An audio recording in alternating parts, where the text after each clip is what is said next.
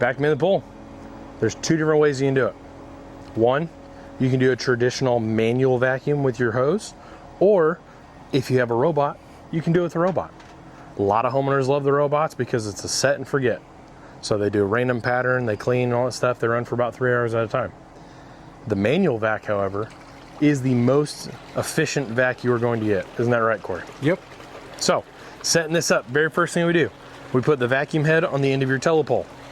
We then drag out your hose. You will notice you have a blue end and a white end. And sometimes, Alex, they're both white. They could be, yes. But the key indicating factor here is one of them will swivel and move. And sometimes they'll just say, right there, set the vac head on it. Yep. So you have a picture on it, it'll say connect to vac head, or you'll feel it moving. The other one's nice and static. Okay. So we take the blue end and we put it on our vacuum head.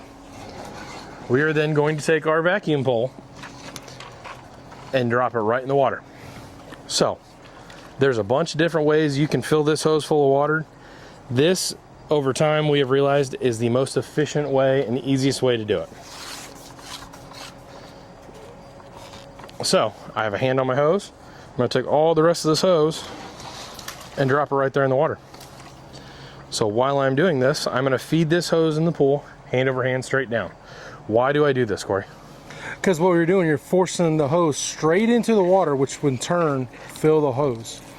So what he's doing when he pushes it down there, so that water level stays up. And if you see the hose, when it gets in the water, it's bubbling bubbles out. When it gets to the end, guess what? Water should come out the top. Yep. Right there, we know we're all full of water. Yeah, it's full of water and ready to go.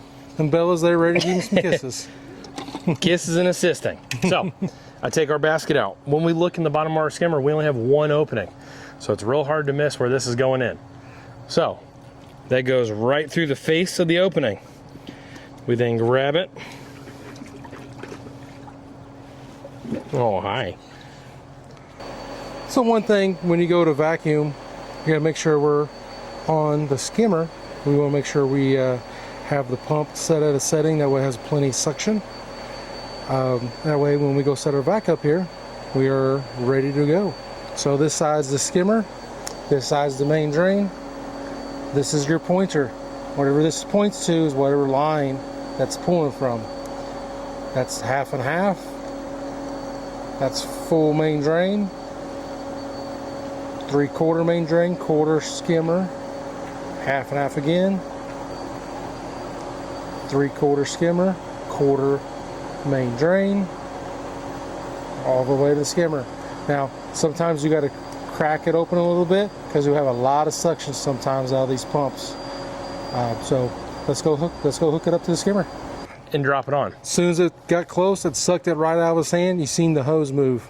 So at this point right here, and generally you'll see the returns slow down as well because we just added a lot of restriction on the hose. For example, that little piece that's floating right there,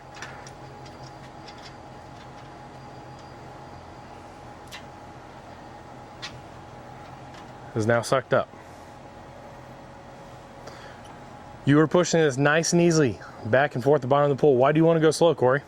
Because if you go fast, you stir everything up off the floor. Exactly. You're going to dust it up. If there's a lot of dead algae, a lot of dead phosphate material and sediment, if you hit it real quick, it just automatically just starts going everywhere rather than sucking up into the hose. Can I do the whole pool with this? Yes, you can, or you can spot vac. Right. If you just have certain areas you got a little bit of debris, you can just hit certain areas and call it done. What about my top steps, Corey? Can I do this with this? You cannot, but if you do, you're probably going to suck a lot of air, right? You're going to lose prime. So typically the water depth is not high enough for us to get the vacuum head and the hose onto your top entry points. In the event, if you have some debris on there and stuff, I always recommend brush it off first, get it down onto that sun ledge or your bench down the side if you have that, if your model is applicable for that. That way it can settle and you can get it all done with your hose vac or your robot in that event. So, finishing up, I've let this sit for about 20-30 seconds. That way all the dirt and debris and stuff has got out of that hose. I'm going to take it out of the skimmer and we're going to pull this all out.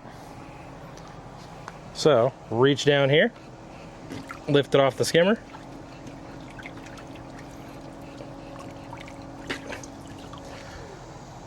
And then we're gonna pull it out together. So what he's doing is, like, sometimes you don't want the water to go back in the pool, because like you said, if there is a little bit of debris still there, guess what? We're just putting it out on the pool deck now, not back into our nice clean pool.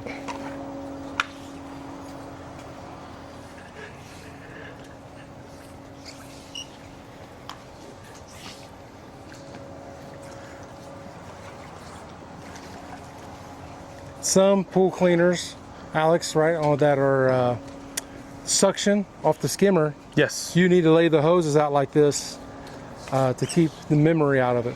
On Yes. a vac hose, it don't matter, but for like a creepy crawly hose that you hook to your skimmer, or some of these other suction only cleaners that are not robots, you do not coil the hoses up like this. Vacuum hose though, it's not gonna hurt anything. Get a nice coil, and then you can either strap it up, hang it somewhere, or you can put it in your pool box or wherever you store it at. Perfect. Thanks, Alex. See you Let's on go the next. swimming. Woo!